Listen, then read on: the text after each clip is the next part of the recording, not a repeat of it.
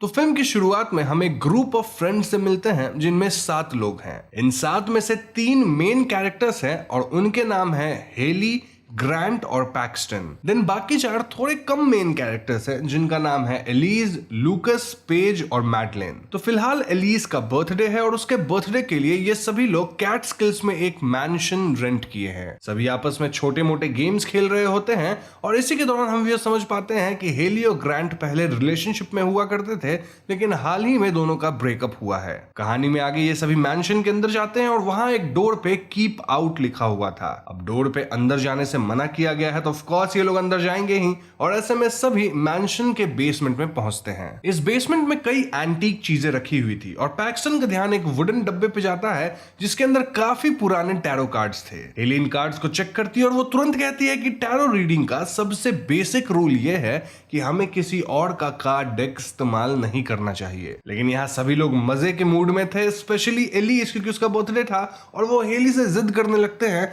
कि वो इन tarot cards की मदद से सभी का हॉरोस्कोप पढ़े। जी हाँ, हेली को टैरो कार्ड रीडिंग आती थी और फाइनली वो सबके हॉरोस्कोप्स वगैरह रीड करने के लिए तैयार हो जाती है। तो सबसे पहले एलिज आती है जिसका कार्ड निकलता है the high priestess. Then Madeline आती है जिसका कार्ड था द हैंग्ड मैन। मैडलिन के बाद पेज आती है और उसका कार्ड था the magician. And then Paxton आता है जिसका कार्ड था द फूल। फाइनली लूकस आता है जिसका कार्ड था द हर्मिट। और यहां मैं आपको बता दूं कि हेली सबके कार्ड्स के साथ साथ उनका फ्यूचर भी कुछ कुछ बताई थी काइंड ऑफ। अब वो उतना इंपॉर्टेंट नहीं है और वैसे भी जब लोग मरना शुरू करेंगे तो आपको अपने आप सबका फ्यूचर पता चल ही जाएगा। खैर आगे अनएक्सपेक्टेडली ग्रांट भी टैरो कार्ड रीडिंग करवाने आता है, ऑल्दो वो इन चीजों में भरोसा नहीं करता है। और जब हेली उसका कार्ड निकालती है तो ये कार्ड था द डेविल। हेली ग्रांट के बारे में कहने लगती है कि जल्द ही वो अपनी लाइफ में कुछ बहुत इंपॉर्टेंट खो देगा, देन यहाँ कुछ सैक्रिफाइसेस होंगे वगैरह वगैरह। और ये सब सुन के ग्रांट भड़क जाता है। ग्रांट का कहना था कि तुम हमारे पर्सनल पास्ट की वजह से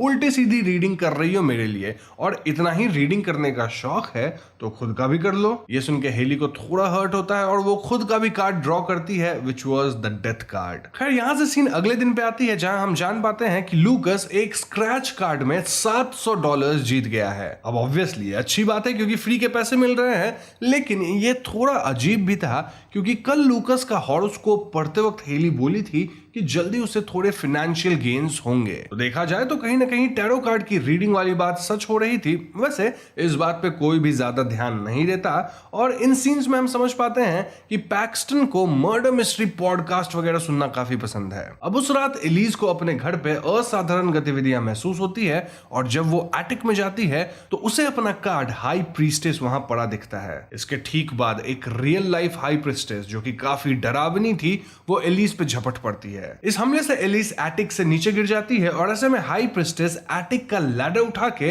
एलिस पे बार बार हमला करती है जिससे एलिस की जान चली जाती है। अब अगले दिन एलिस की मौत की खबर बाकी के दोस्तों को लगती है और सभी इसे बस एक एक्सीडेंट मानते हैं। उस रात एलिस की मौत का गम बांटते हुए हेली थोड़ा बहुत पेज से ओपन अप होती है और यहाँ हेली बताती है कि कैसे बचपन में उसकी माँ काफी बीमार पड़ गई थी और उनका बच पाना काफी मुश्किल लग रहा था। वो वक्त हेली के लिए बहुत ज्यादा मुश्किल था और ऐसे में हेली टैरो कार्ड रीडिंग उसी वक्त शुरू की थी और जब भी वो अपनी मॉम के लिए कार्ड्स रीड करती तो प्रेडिक्शन हमेशा मौत का ही आता था। हेली कई बार रीडिंग्स करती लेकिन हर बार प्रेडिक्शन डेथ का ही था एंड इवेंचुअली हेली की मां मारी भी गई। हेली की इन बातों को सुनकर क्लियर था कि वो टैरो रीडिंग, हॉरोस्कोप्स और फेट को काफी मानती है। वहीं दूसरी तरफ लूकस मेट्रो स्टेशन पे था जहां उसके साथ असाधारण गतिविधियां शुरू हो जाती है। हम क्लियरली देख पाते हैं कि लूकस पे द हर्मिट का डरावना वर्जन अटैक करने लग गया था और इससे बचने के लिए लूकस रिस्ट्रिक्टेड सेक्शंस तक जाता है। लेकिन एक पॉइंट पे हर्मिट एकदम से लूकस के सामने आता है जिससे लूकस पटरी की तरफ गिरता है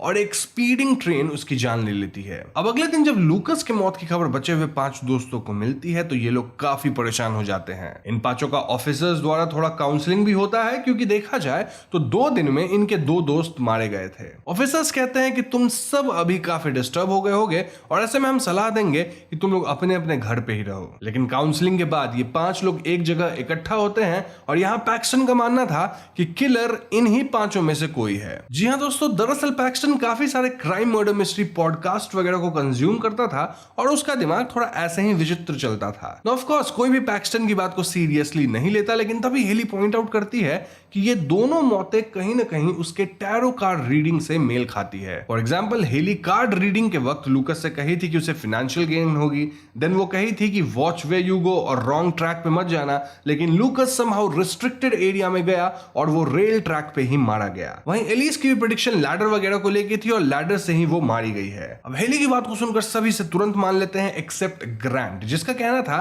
कि ये सब एकदम फालतू की बातें हैं, ये दो मौतें बस एक कोइंसिडेंस हो सकती हैं। लेकिन हेली और बाकी लोग ग्रांट की एक नहीं सुनते और वो ऑनलाइन एक ऐसे टैरो कार्ड रीडर को ढूंढ निकालते हैं जो कि ऑकल्ट वगैरह में एक्सपर्ट थी। इस लेडी का नाम अल्मा एस्ट्रिन था और ये सभी लोग अल्मा से मिलने उसके घर पहुंच जाते हैं। यहाँ हेली अल्मा को बताती है कि इनके 5 दोस्त मारे गए हैं और ये सब तब शुरू हुआ जब हेली सबका टैरो कार्ड रीडिंग करी। ये सुन के अल्मा इंस्टेंटली पूछती है कि क्या वो कार्ड एक वुडन बॉक्स में था जिसपे सर्कुलर शेप वगैरह कुछ बना हुआ था हॉरोस्कोप्स का, और ये कार्ड्स भी हैंड ड्रॉन और पुराने थे। हेली हामी भरती है और ऐसे में अल्मा इन स्पेशल टैरो कार्ड की हिस्ट्री बताना शुरू करती है। तो 1951 के दौरान मेक्सिको सिटी में 6 मौतें हुई थी और वो 6 लोग इन्हीं कार्ड्स की मदद से टैरो रीडिंग किए थे मौत के ठीक एक दिन पहले। 1969 में भी 8 लोगों की मौत हुई थी और वो 8 लोग भी इन्हीं कार्ड्स की मदद से 3 दिन पहले हॉरोस्कोप वगैरह रीड किए थे। देन 1998 के दौरान लंदन में 5 दोस्त लोग इन्हीं कार्ड्स की मदद से टैरो रीडिंग किए थे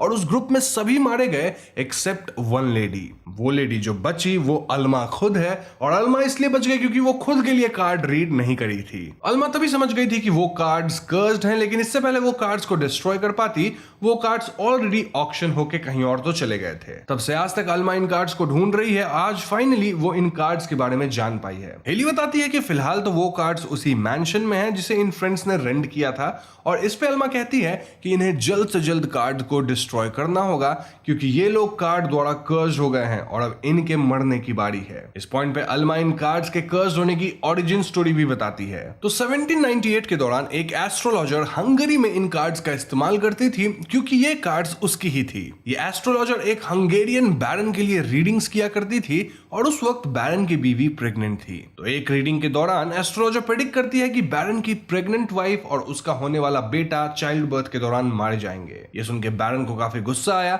और वो एस्ट्रोलॉजर से इस प्रेडिक्शन को चेंज करने कहा। एस्ट्रोलॉजर बार बार टैरो कार्ड रीड करती रही लेकिन हर बार बैरन का सेम ही कार्ड खुलता। ऐसे में बैरन एस्ट्रोलॉजर को उस जगह से भगा दिया और एस्ट्रोलॉजर अपनी बच्ची के साथ यहाँ से निकल गई। कुछ दिनों बाद हुआ वही जो एस्ट्रोलॉजर बोली थी, यानी बैरन की बीवी और नवजात शिशु दोनों मारे गए। ऐसे में बैरन एस्ट्रोलॉजर का विच हंट करवाने लगा और इसके दौरान एस्ट्रोलॉजर की बेटी को लटका के मार दिया गया। अब अपनी बेटी को खो के एस्ट्रोलॉजर इतने गुस्से में आए कि वो कुछ रिचुअल वगैरह करके इन कार्ड्स को कर्स कर दी। इनफैक्ट वो खुद को भी मार ली जिससे इन कार्ड्स पे ऐसा कर्स लगा जिसके मुताबिक जो भी इन कार्ड्स से रीडिंग करेगा उसकी मौत निश्चित होगी। कहीं ना कहीं एस्ट्रोलॉजर की आत्मा इन कार्ड्स से जुड़ गई थी और वो सबसे पहले बैरन से बदला ली और तब से आज तक इन कार्ड्स ने कई विक्टिम्स को क्लेम किया है। तो इन बातों को जानने के बाद हेली, ग्रांट, पैक्सटन, पेज और मैडलिन फॉरेन कार्ड्स को डिस्ट्रॉय करने मैंशन की ओर निकलते हैं। रास्ते में इनकी कार अपने आप रुक जाती है और ऐसे में हैंगमैन का घोस्ट इन पे हमला कर देता है। इस हमले में हैंगमैन मैडलिन की जान इनकी आंखों के सामने ले लेता है। इस घटना से डर के पैक्सटन सीधा यूनिवर्सिटी अपने रूम की तरफ भागता है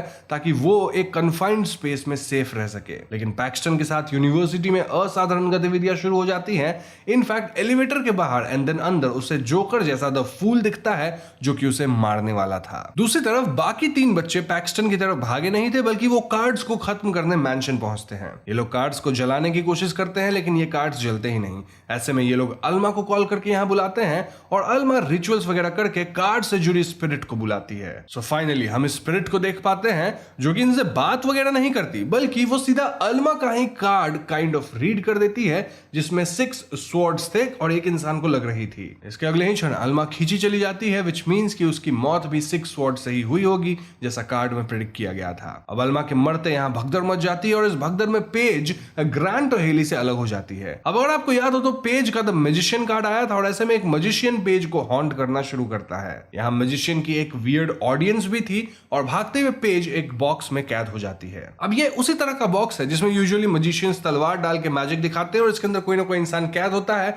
जिसको इन तलवार से कुछ नहीं होता। तो हाँ, ये मैजिशियन भी ऐसा ही करता है और इन द एंड वो बॉक्स को बीच से काट देता है। लेकिन इस बार जब तलवार से बॉक्स को काटा जाता है तो इसी के साथ पेज भी कट के मारी जाती है। अब बचे थे तो सिर्फ ग्रांट और हेली और इनके पीछे था द डेविल एंड डेथ। यहाँ डेविल ग्रांट को घसीट के मारने ले जाता है और ग्रांट को बचाने के लिए हेली इस इविल आत्मा के साथ एक आखिरी खेल खेलती है। पहले तो वो एस्ट्रोलॉजर की आत्मा से रहम की भीख मांगती है, सेइंग कि मैं मानती हूं कि तुम्हारे साथ पास्ट में बुरा हुआ था, लेकिन इसका मतलब ये नहीं कि तुम निर्दोष लोगों को जनरेशन दर जनरेशन मारते चलो। ऑफ कोर्स इन बातों से एस्ट्रोलॉजर को कोई फर्क नहीं पड़ता, वो बिल्कुल भी नहीं रुकती। इनफैक्ट वो हेली का गर्दन पकड़ के उसे हवा में टांग देती है। लेकिन चालाक हेली एस्ट्रोलॉजर के ही कार्ड से उसकी ही टैरो रीडिंग कर दी थी and the card was death. बस फिर क्या था, ये सारे कार्ड्स नष्ट होने लगते हैं और एस्ट्रोलॉजर की आत्मा भी इनके बीच जल के मारी जाती है। हेली भी अपनी माँ के मौत वाली दुख को काइंड ऑफ रिलीज करती है, जाने देती है और उधर ग्रांट भी बच जाता है जिसे द डेविल ऑलमोस्ट मारने ही वाला था। फाइनली हेली और ग्रांट यूनाइट होते हैं और ये दोनों इस पूरी फिल्म को सर्वाइव कर पाए ना। वापस जाते वक्त इनके सामने एक कार आती है और इस कार से बाहर आता है पैक्सटन। जी हाँ दोस्तों, पैक्सटन भी सर्वाइव कर गया था क्योंकि इससे पहले द फूल उसे लिफ्ट में मारता, पैक्सटन का रूममेट आके लिफ्ट को ओपन कर दिया था जिससे पैक्सटन बच गया। और उस घटना के बाद तो शायद कार्ड्स ही नष्ट हो गए, तो इससे पहले द फूल वापस आता, कार्ड्स खत्म हो गए तो फूल अब रहा ही नहीं। तो हाँ, 7 दोस्तों में से 4 मारे गए और 3 बच गए हैं, who are Grant, Hailey and Paxton. इस पूरे इंसिडेंट से कहीं ना कहीं हेली और ग्रांट वापस क्लोज हो गए थे और यहीं पे फिल्म खत्म हो जाती है।